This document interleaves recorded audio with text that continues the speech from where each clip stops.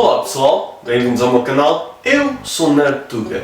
Bem, as nomeações dos Oscars já saíram, mas quem é que quer saber disso? Eu quero é saber das nomeações dos Razzies. Deixa cá ver. Exorcista o Crente, acho bem.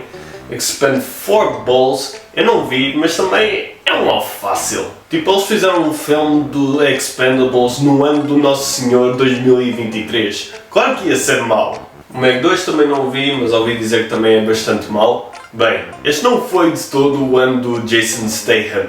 Shazam foi dos deles, ok. E Winnie Pooh, Mel e Sangue também não vi, mas também ouvi dizer que é bastante... Espera, Shazam a Fúria dos Deuses? É assim, eu não vou fingir que este filme é alguma obra-prima, mas foi um filme decente. Eu não vi assim tantos filmes maus este ano e mesmo assim consigo pensar em muitos filmes que foram piores do que este. E hoje vou falar de 10 desses filmes. Está na hora dos Top 10 piores filmes de 2023. Disclaimer, nem todos os filmes nesta lista eu achei maus. Alguns são só medíocres. Provavelmente houve filmes piores do que estes 10, mas eu não os vi, porque até a minha curiosidade mórbida tem limites. E se algum de vocês gostou deste filme, excelente! Esta é só a minha opinião e vocês também têm direito à vossa. Agora vamos lá despachar isto.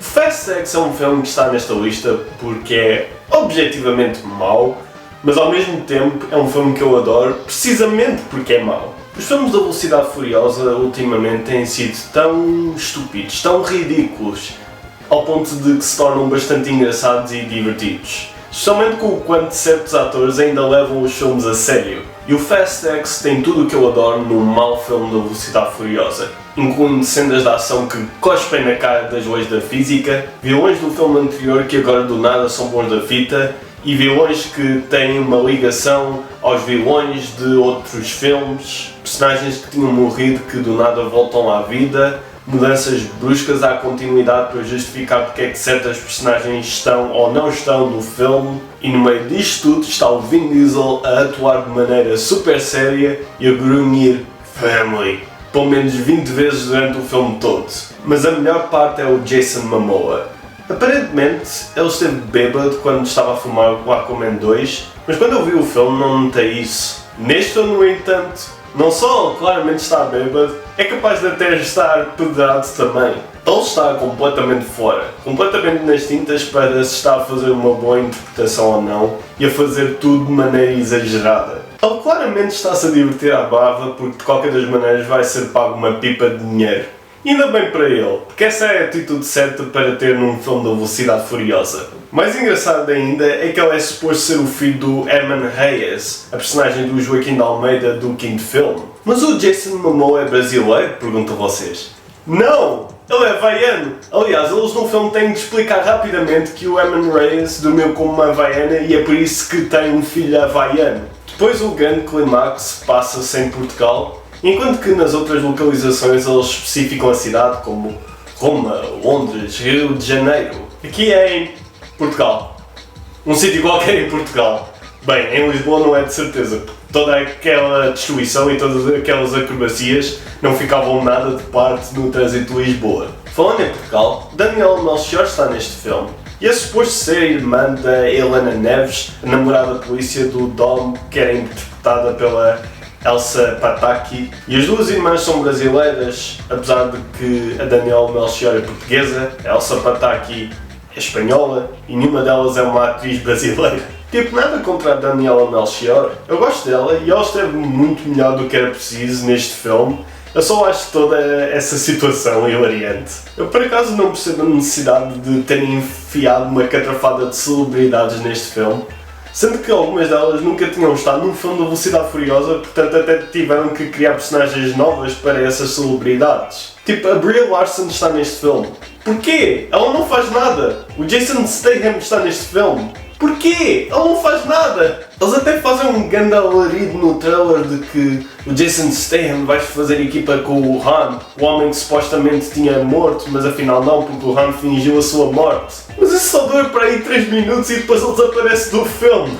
Bem, este não foi de todo o ano do Jason Statham. E não quero saber dos nomes das personagens, porque já não interessam. Grande parte dos atores que estão neste filme só estão a fazer deles próprios. Isso leva-me à Melhor parte do filme, o final. Spoilers, claro, caso ainda alguém queira saber de spoilers para o filme da Velocidade Furiosa. Este filme não só acaba com um cliffhanger, porque é o início de uma épica trilogia, mas também traz de volta a Gal Gadot, apesar de ela ter morrido no 6º filme, mas ninguém morre nestes filmes, portanto que se lixe. E traz de volta o Dwayne Johnson, que tinha deixado de entrar nos filmes principais depois do bifezinho que teve com o Vin Diesel. Portanto, este filme tem dois atores que apostaram demasiado no sucesso dos filmes da DC, e agora que isso tudo foi pelo cano abaixo e a Warner Bros. Está a começar de novo, eles rastejaram de volta para os filmes da Velocidade Furiosa com a cauda entre as pernas.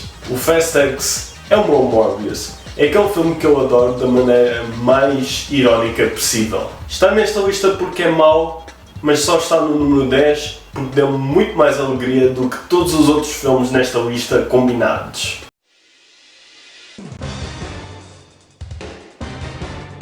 Eu não tenho muito mais a dizer sobre as Marvels que não tenha já dito no vídeo que fiz sobre esse filme. Resumindo, é um filme de super-heróis extremamente genérico que só não é mau porque tem a Iman Vellani como Kamala Khan. Por causa disso, é só um filme muito medíocre.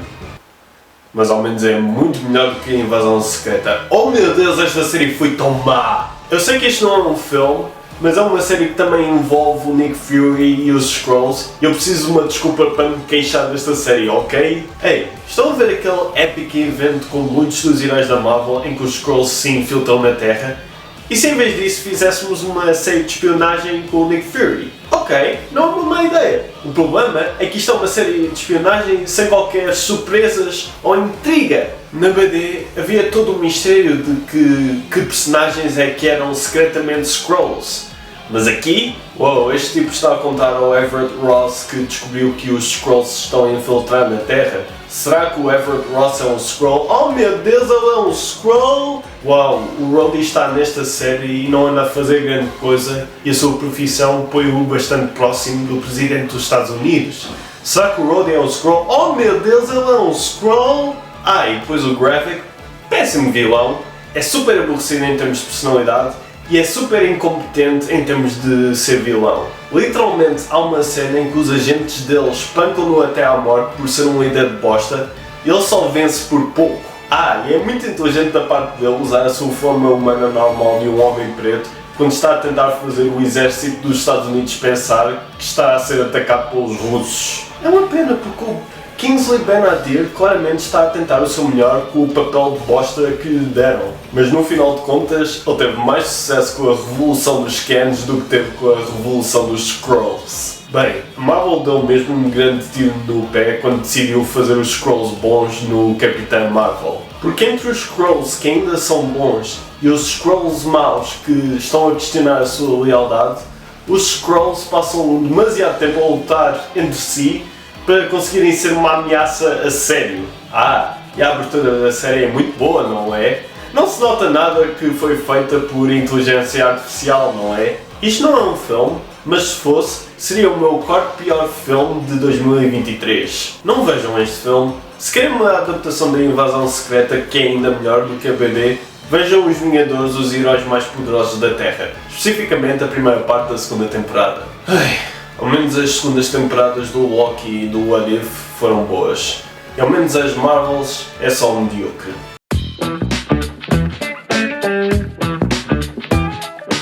Ruby Gillman, a Kraken Adolescente, é um filme sobre uma adolescente que descobre que faz parte de uma família em que as mulheres se transformam em criaturas místicas gigantes. E a má relação que a sua mãe tinha com a sua avó começa a afetar a relação que tem com ela, sendo o problema principal a mãe não a deixar ir a um grande evento com os amigos, porque há o risco dela se transformar sem querer na criatura gigante. Em defesa do Ruby Gillman, há certas coisas que este filme faz de diferente, mas vendo o filme é difícil não pensar Turning Red, mas molhado. Este é um filme frustrante de ver, porque está sempre tão perto de ser bom, mas raramente chega lá. A animação está sempre tão perto de ser boa, mas acaba por ser muito simples e demasiado frenética. As piadas estão sempre tão perto de ter piada, mas só umas quantas é que chegam lá. O diálogo está tão perto de corresponder à maneira como os adolescentes falam hoje em dia, mas acaba por ser um pouco desatualizado e às vezes irritante.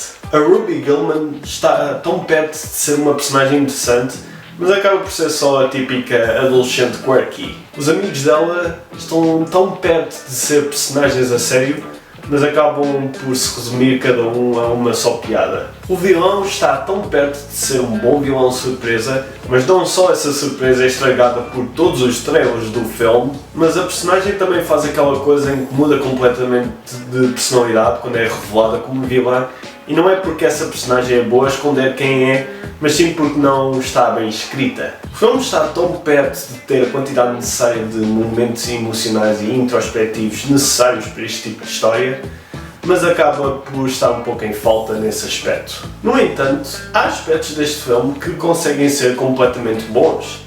A Chelsea é uma boa personagem, tanto no seu humor como no seu papel na história, especialmente na maneira como fomenta o espírito rebelde da Ruby. O Capitão Gordon Lighthouse até é um pouco engraçado, e o Seldocão da família da Ruby é monstruosamente adorável. Só que depois também há aspectos que são completamente maus, nomeadamente quando certas cenas substituem uma trilha sonora a sério por músicas pop.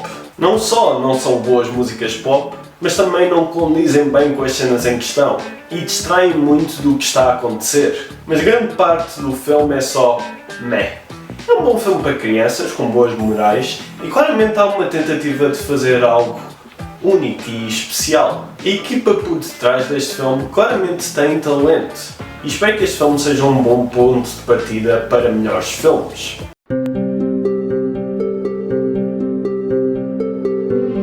Normalmente quando a Disney anuncia um remake com atores reais de um dos seus clássicos animados, eu reviro os olhos. Mas o remake da Pequena Sereia era algo em que eu até estava interessado, porque eu não gosto do filme da Pequena Sereia original. A animação é excelente, os números musicais são fenomenais e a Úrsula é uma vilã cheia de estilo e personalidade, como muitos dos vilões clássicos da Disney. Mas a Ariel e o Eric são um pouco interessantes e o conto original sobre a busca pela humanidade, pela Ariel, que está cheia de tragédia, sofreu muito na sua Disneyficação, ao contrário de outros contos que foram adaptados para filmes da Disney, resultando numa história muito problemática em que a ingenuidade e a irresponsabilidade da Ariel, juntamente com o péssimo pai que o Rei Tritão é, são a causa de grande parte dos problemas do filme. E no entanto, nenhum deles sofre grandes consequências e o final é completamente feliz, ao contrário do final agridoce do conto original. Será que este remake conserta esses problemas, resultando assim numa versão melhor do que a original?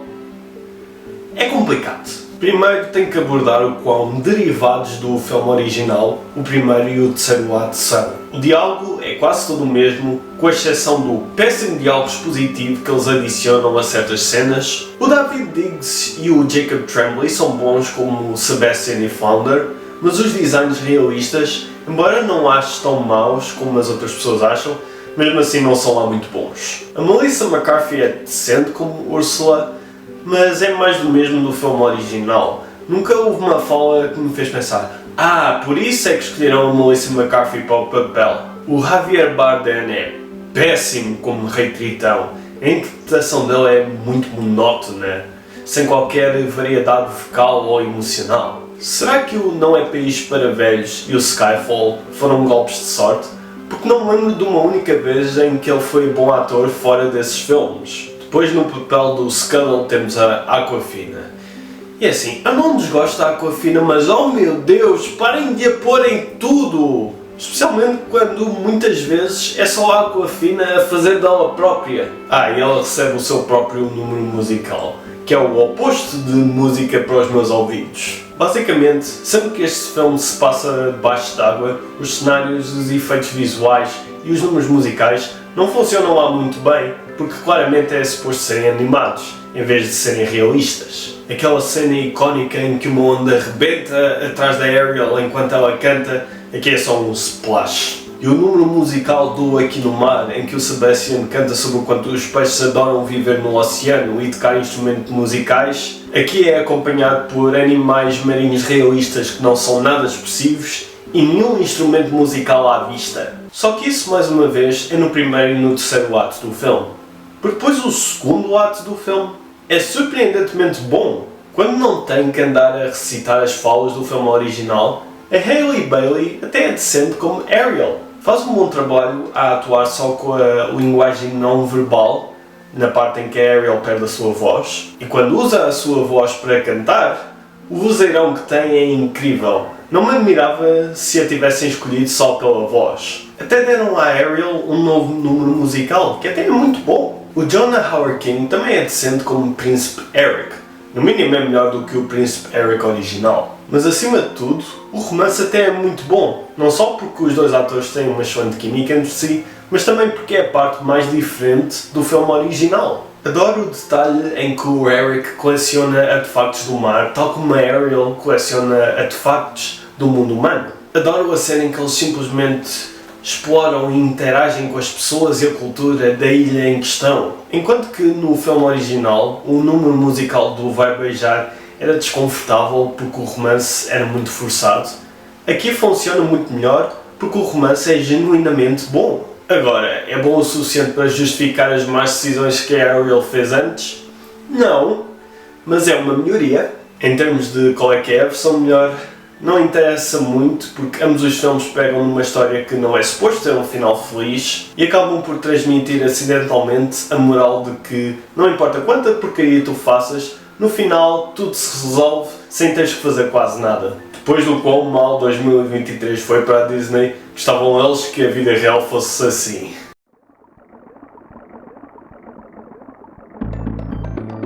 Ei, lembram-se do Thor, O Mundo das Trevas? Sabem, aquele filme que toda a gente adora e que ninguém considera um dos piores filmes do MCU? E que tal se a Warner Bros. Fizesse o mesmo filme, mas com o Aquaman e pior? Pois a história do Aquaman, O Reino Perdido, é basicamente a mesma história de herói que é rei de um reino místico, que é atacado por maus da fita, porque os maus da fita querem um artefacto poderoso e portanto o herói é forçado a fazer equipa com o seu irmão malvado, que era o vilão do último filme. Só que desta vez ninguém de importante morre nesse ataque inicial e não há o suspense de se o irmão malvado vai trair o herói principal. Ao menos o Black Manta é um vilão melhor do que o Malekith, mas não é tão bom como as outras versões da personagem, especialmente a da Jovem Justiça. A motivação dele é só a do último filme de que o Aquaman matou o meu pai, eu tenho de me vingar. Ele já era um vilão secundário no filme anterior e agora é suposto ser o vilão principal deste filme. O último filme que eu me lembro de fazer isso foi Shrek o terceiro.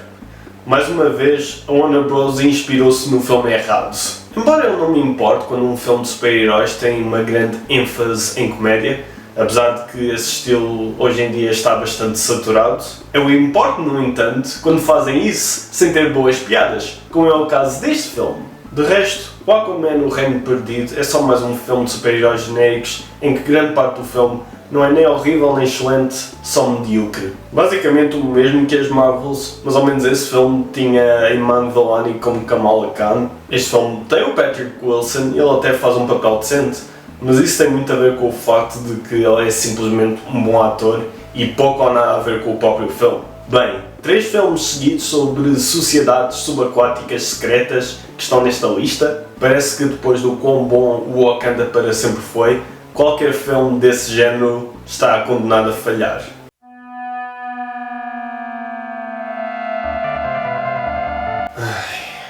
Este filme é frustrante, porque de todos os filmes que estão nesta lista, era o filme para o qual eu estava mais entusiasmado.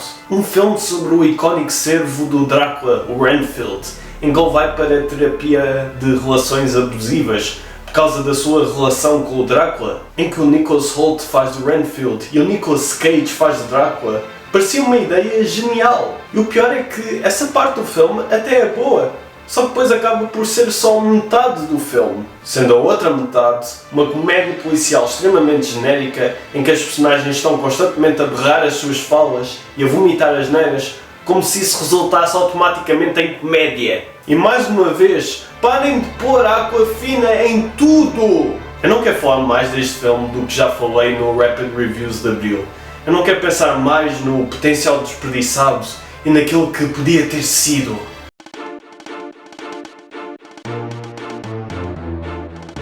A seguir temos o Peter Pan e a Wendy. raio de título é esse? Isso pode ser o título de qualquer filme do Peter Pan que não é uma prequela ou uma sequela. Ninguém vai olhar para este título e dizer: uau, este filme tem o Peter Pan e a Wendy? Bem, eles precisavam de algo para não chamar este filme só Peter Pan. Falando nisso, depois da catrafada de filmes que já houve sobre o Peter Pan, será que este filme faz algo diferente?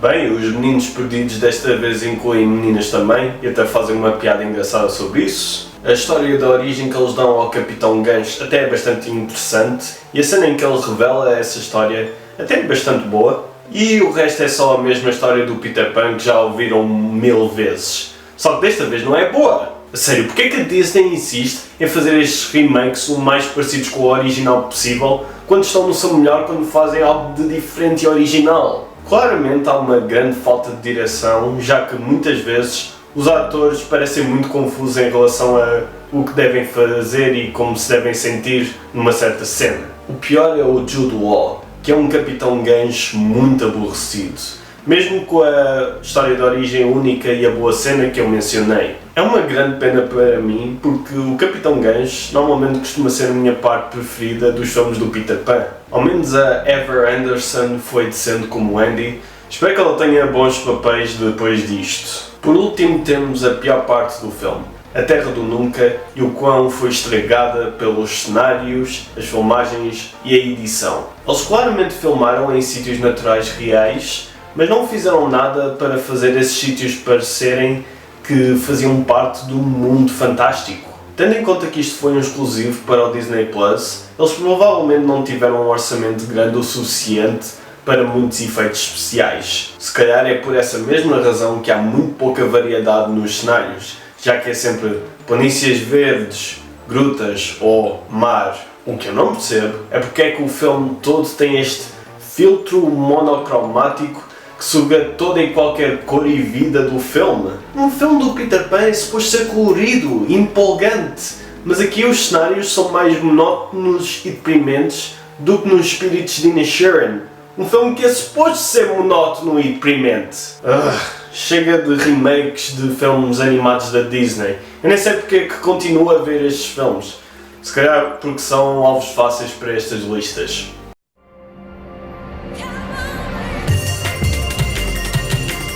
Ok, Gran Turismo, um filme sobre o qual já falei no Rapid Reviews de agosto e sobre o qual não tenho quase nada mais a dizer. Para recapitular, o filme é aborrecido, não sei porque é que escolheram o Archie Madquay para o papel principal, tendo em conta que ele é péssimo no filme e tendo em conta que ele nem sequer é parecido com a pessoa que representa. E este filme teria sido 1000 vezes melhor se fosse sobre a personagem do Orlando Bloom. Ok, seguindo em frente.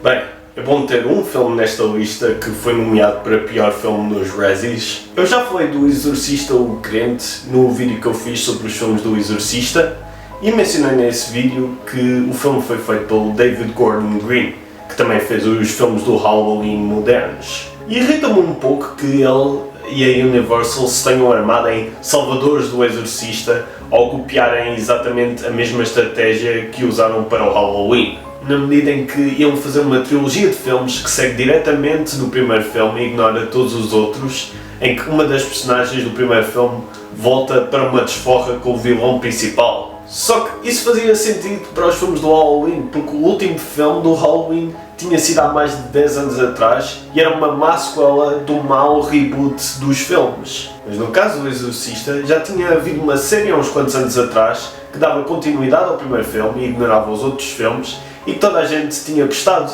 e apesar disso tinha sido cancelada após só 2 temporadas. E desde que fiz o vídeo do Exorcista, eu entretanto completei a primeira temporada da série, e a minha opinião mantém-se, é uma excelente série de terror. Portanto, o que fãs do Exorcista realmente queriam era uma continuação dessa série, mas em vez de seguir o caminho mais óbvio, fizeram esta porcaria. Nesse vídeo do Exorcista também lamentei o facto de que o filme conseguiu reunir 137 milhões de dólares nas bilheteiras. Só que recentemente descobri que isso não chegou nem perto dos 400 milhões de dólares que a Universal gastou para comprar os direitos do Exorcista. 400 milhões! Só para depois não fazerem a coisa mais óbvia e ressuscitar a série do Exorcista.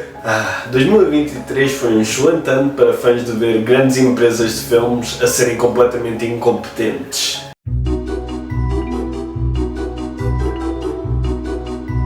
Eu não acredito que, entre todos os filmes que eu vi em 2023, o filme animado da Disney acabou por ser o pior. O Wish é um caso único, em que nada no filme é horrível, mas devido à falta de aspectos positivos, esses aspectos negativos vão acumulando, resultando numa experiência bastante vazia, insignificante e isenta de substância. Muitas pessoas especulam que este filme foi escrito por AI, mas olhando para a arte de conceito, haviam ideias bastante interessantes que a Disney decidiu cortar, não sei porquê. Sinto que, ao fazerem do Wish uma celebração dos 100 anos da Disney, eles simultaneamente não levaram esse conceito longe o suficiente e fizeram com que esse conceito sugasse muita da identidade e originalidade do filme. Este foi outro filme sobre o qual já fiz um vídeo inteiro, portanto se quiserem uma opinião mais detalhada podem ver esse vídeo. Mas não vejam o Wish. Se quiserem uma boa celebração dos 100 anos da Walt Disney Animation Studios,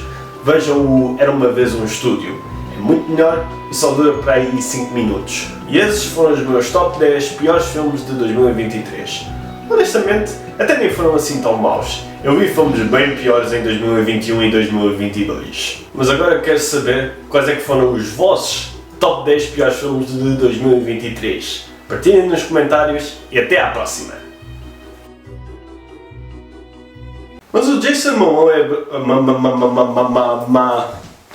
Em termos de qual é a melhor versão, não interessa.